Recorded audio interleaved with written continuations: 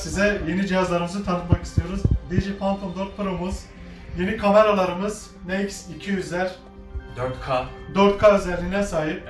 Evet. 3D markımız, yeni fotoğraf makinalarımız. Yaklaşık 100 bin lira yakın bir masraf ettik size tabii ki daha iyi bir hizmet vermek için sergi kamera farkıyla. Şurada görmüş olduğunuz önce kullandığımız cihazlarımız.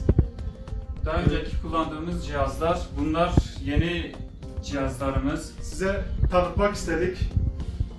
Albüm çekimlerinde de geçeceğiz inşallah hayırlısıyla. Fotoğraf çekimlerine profesyonel.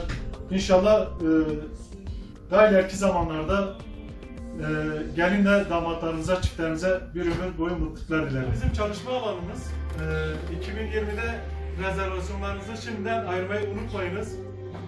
Şimdiden notlarınızı alıyoruz. Sevgi ve selamlarımızla Sevgi Kamera Farkıyla kendinize iyi bakın.